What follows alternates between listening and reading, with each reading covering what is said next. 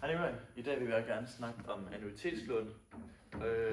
Et annuitetslån det afvikles over en given periode med en fast rente og en fast terminsydelse.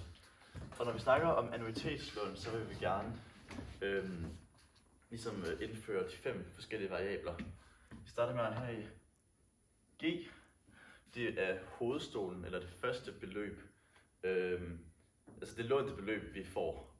Hvor vi så også har renten R i vores formler, som der er i decimaltal altid, og den procentvise sats.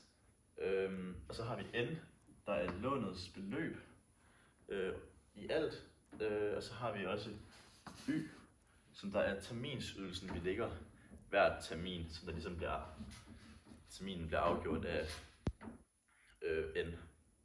Og så har vi også G. GT det er restgælden. Nu vil jeg gerne udlede min formel for GT, som der er restværdien. Vi kan starte med at sige at se på, hvordan at G0, ligesom den allerførste omgang, hvor vi egentlig ikke lægger noget, et beløb, der er det lige med G. Da vi ikke har sat nogle penge eller noget som helst, eller ligesom betalt noget rente på noget som helst, så vil det bare være det samme. Hvor vi så, hvis vi rykker ned videre til, hvor vi ligesom G1, det vil så, vi så skulle, ligesom, det er stadig lige med G, men nu skal vi så gange det med 1 plus R, som der er vores fremskrivningsfaktor. Og det her det vil vi så altid minus med Y for hver termin, der går. Det samme kan man gøre videre, hvor vi så bare bliver nødt til at opløfte fremskrivningsfaktoren videre ud med altså den her. Vi kan bare ikke opløfte i 1, det vil ikke give nogen mening. Så opløfter vi så i 2 og minuser med Y igen. Og så skal vi så stadig have vores, vi skal stadig fortsætte videre ud fra den, da vi ikke er, vi skal stadig putte det her stykke på igen. Med fremskrivningsfaktoren minus med Y. Det her eksempel kan vi så blive ved med at køre videre ud af, indtil vi rammer vores GT, som ligesom er det endelige restbeløb, eller restgæld, mener jeg. Og det vil så se ud sådan her med, at vi bare fortsætter ud af det her, hvor vi så bare kan blive ved med det her, indtil vi rammer vores hvad hedder det nu? Nej.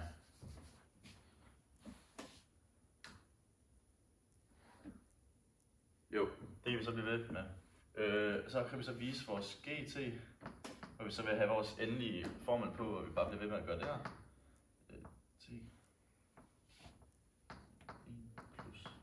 R divideret med opløstet 2 minus Y gange 1 plus R Y ind, og så prik indtil vi ligesom kommer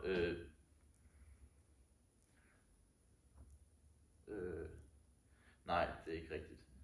Der vil vi så opløfte med T her på vores givne eksempler, indtil vi ligesom når ud til vores, hvor vi så bare vil minus det med T minuset med den rette, vi sådan er ved. Så vil det så være T minus 1 til at starte med, og så har vi så det samme eksempel her, hvor det så er T minus 2, indtil vi bare får vores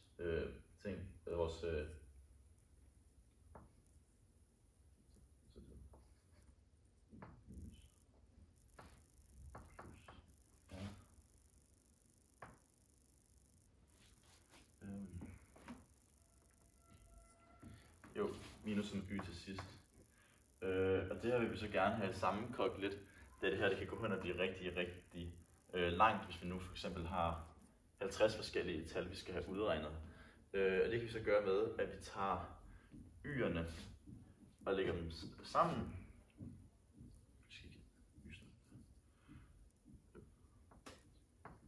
hvor vi ligesom tager dem alle sammen og lægger dem sammen, så vi ligesom lægger det her i en parentes.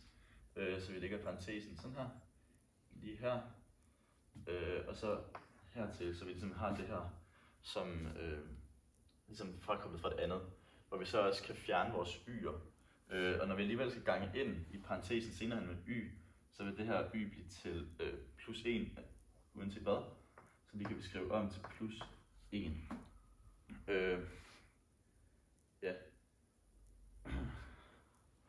Og det her, det kan vi så,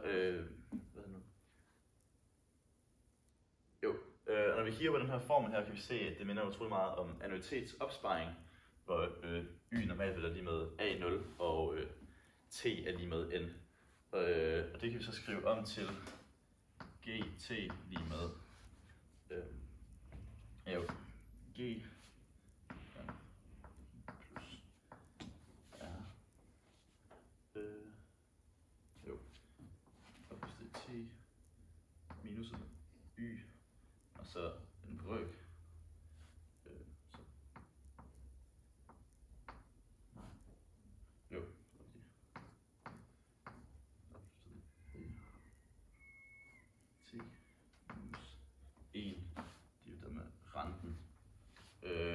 Og vi så kan se, at det her det så vil være vores endelige, og det er selvfølgelig ganget ind med her. Det vil så være vores gt-formel, vi har stående her.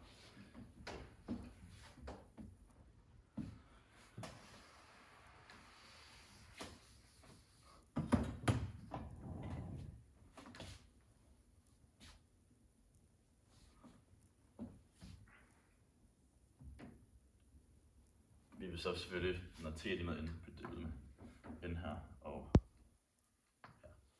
Ja. Og nu vil jeg så gerne udlede min formel for hovedstolen, altså g, ud fra formlen gt.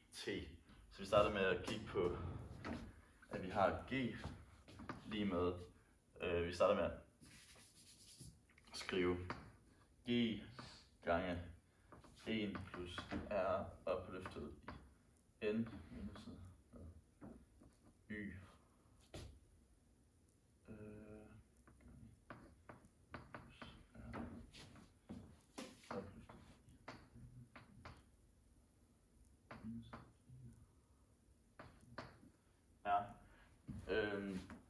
hvor vi så prøver, nu vil vi så dividere det her, så får vi gerne, og det er selvfølgelig lige med 0 herude, vi vil så gerne dividere det her med, vi vil gerne have g til at stå så meget for sig selv som muligt, hvor vi så vil prøve at,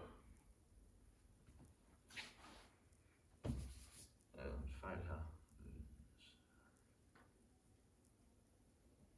jo, der skal være et limetegn her, det står lige der. Så vil vi gerne have g til at stå så meget for sig selv som muligt. Så vi starter med, at vi dividerer med fremskrivningsfaktoren her, hvor vi så skriver ned her.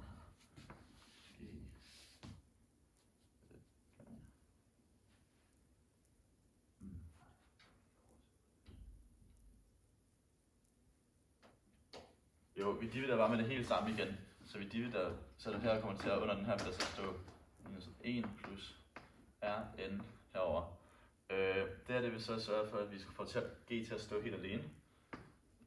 Så det kommer til at stå g lige med y gange minus y ganget med 1 plus r opløftet i minus n nu, da vi også skulle dividere med 1 plus r over på den anden side.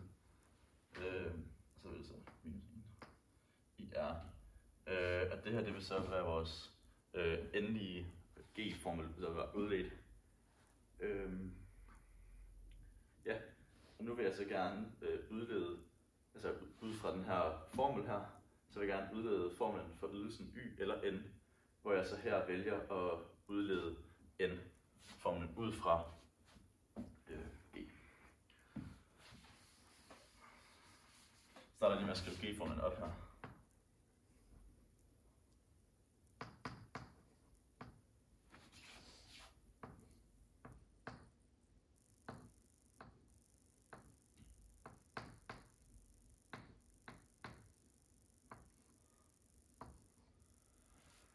Her vil vi så gerne have minus eller vi vil gerne have n til at stå helt alene, så vi starter med at gange med r på hver side for at få fjernet den her brøk her.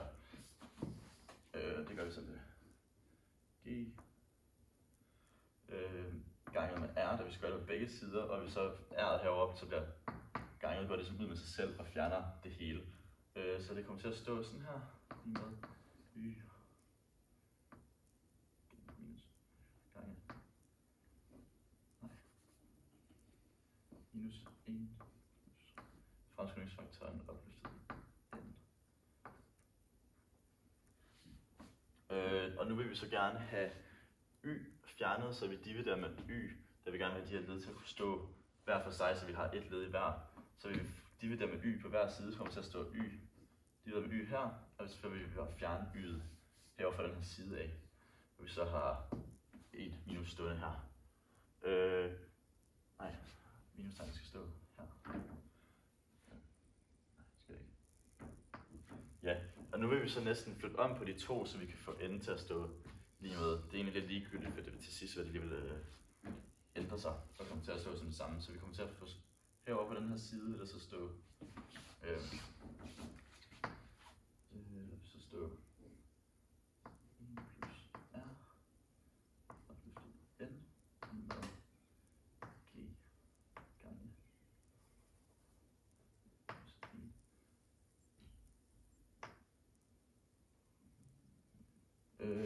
så vil der så stå, ja, herover g gange renten, og divideret med y, altså terminsydelsen. Og her vil vi så bruge log til at få n til at stå nede, da når man anvender log, så kan man trække det, som det opløftet i, ned foran, eller bagved og gange med, og n er stadig minus. Det er fejl. Så vi bruger så log på begge sider selvfølgelig, når vi skal gøre det sådan her.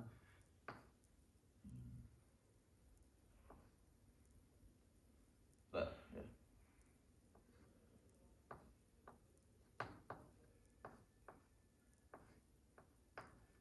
Minus n, og når vi så gør det, så kan vi, så er det selvfølgelig stadig lige med log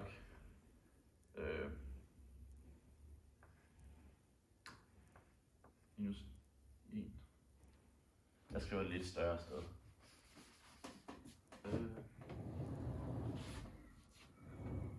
Jo, så har vi så stadig log 1 plus r, fremskrivningsfaktoren, altså minus n, lige med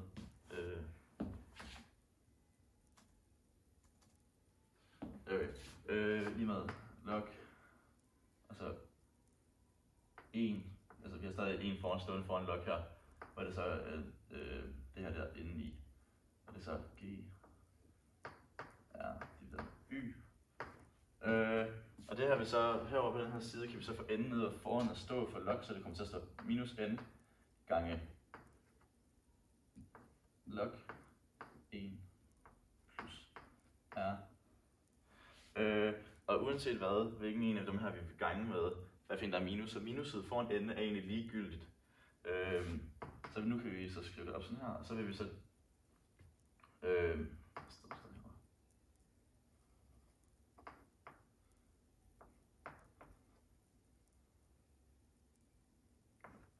g gange r til y her, så nu vil vi så bare få n til at stå alene, så vi ligesom dividerer ligesom med log på den her side.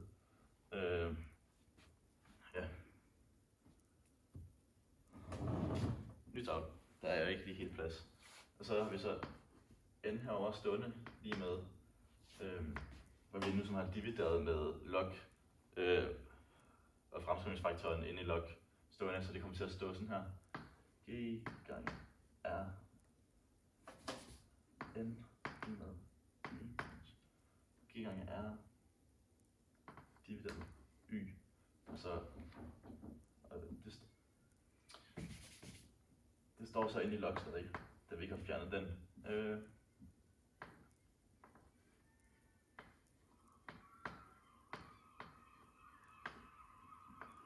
Log til vores fremskrivningsfaktor 1 plus r.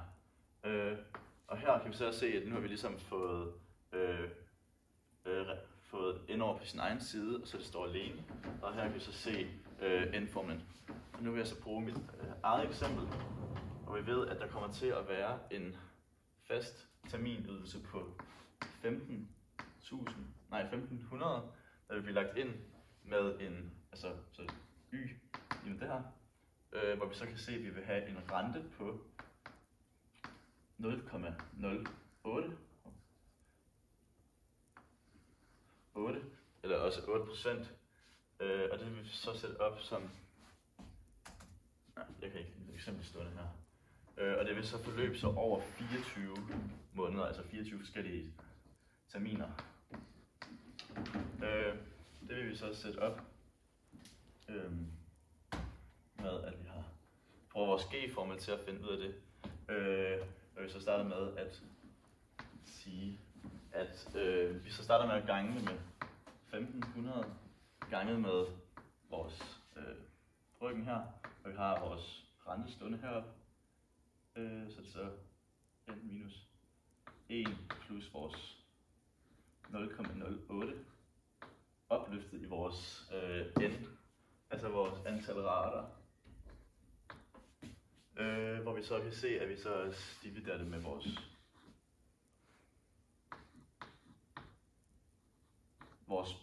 rente, og hvor vi så ender med at få et beløb på 15.793,74